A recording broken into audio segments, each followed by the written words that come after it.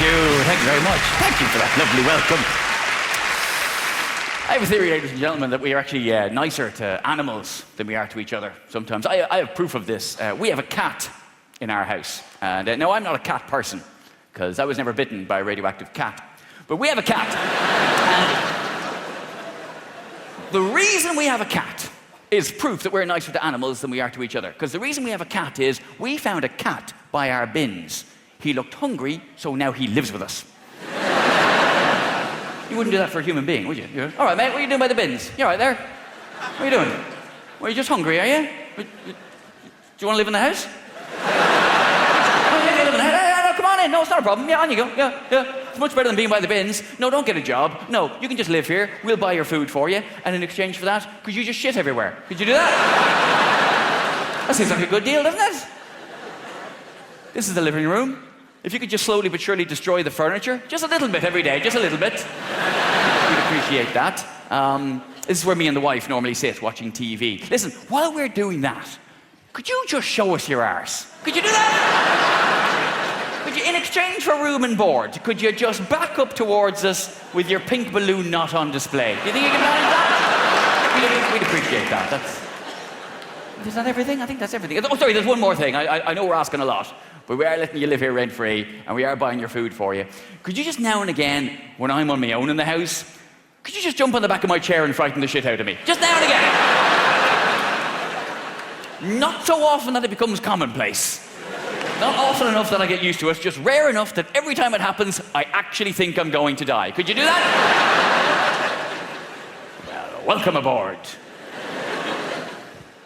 Honey, the man we found by the bins wants to sleep in our bed with us tonight. Is that okay? Apparently that's fine. Apparently that's not a problem. Apparently it's not even weird. No, don't have a bath. Just lick yourself. That'll do. Yeah. Just lick your rancid hole right in front of us, you filthy animal. And the way it was sold to me that the cat would live in the house was that he would keep away the mice, which was a weird bargaining chip for my wife to play, because I don't give a shit about mice. In fact, I think mice are a better pet than the average cat, because they're just as cute as a cat, but you don't have to buy or open the food for them. They just eat whatever's lying around. You go away on holiday, you don't have to get somebody to come around and feed your mice, do you? No. Mice are a very handy pet. Not as handy as the tapeworm. I'll have whatever you're having. Tapeworm is a very handy pet. But I know that my wife doesn't like mice, so what she doesn't like, I don't like. And if she's happy, I'm happy, so the cat will keep away the mice. Job's a good one. But he doesn't. He doesn't keep away mice. He brings mice in. Mice that had no intention of coming anywhere near the house. Mice that live in a field across the road from the house. The cat will go and find them, bring them in, alive, play with them for a bit, and then just get distracted. Ooh, a sunbeam. And just let them go. We have more mice in the house now than we did before we had a cat. Because he keeps getting them from the wild and releasing them into captivity. And it's not just mice. It's all manner of shit. It's like a nature documentary in my house now. I'd never seen a vole before. Didn't know what a vole looked like till I found a dead one in my shoe. A pheasant. A fully grown hen pheasant. That's the biggest thing the cat's brought in still alive so far. Which I know does make it sound like he's brought in bigger things than that dead. 2 wolves and a postman, just in case you're wondering. A pheasant. Now, have you ever had like a little bird, like a blue tit or a chaffinch or something like that, get into your house? They suddenly seem huge, don't they? Suddenly you're being terrorized by this winged beast. See a pheasant? They're big outside. They're big in your garden. See, when you're in your living room, they're gigantic. Because certain things seem bigger inside than they do outside. That's just a trick of perspective. That's why a car showroom works as a concept. Because a car indoors looks a lot bigger than a car outside on a forecourt. Sales psychology. Certain things seem bigger inside than they do outside, and you ladies would do well to bear that in mind. I come down the stairs, and there's this pheasant, which incidentally wasn't keen on moving out once it had tasted the high life of Ed Byrne.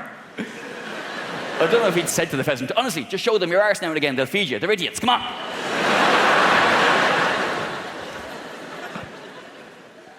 And I'm looking at the cat, like I'm annoyed at him, but I'm also quite impressed at what he's done. And the cat's looking back at me, like he's quite impressed with himself, but he's also quite scared at what he's wrought on the house. Cat's just looking back at me going, I know, it's massive, isn't it?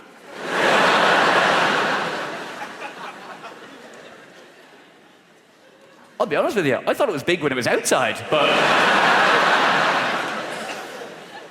Now I brought it in, I'm scared to go near it. It's huge, look at it!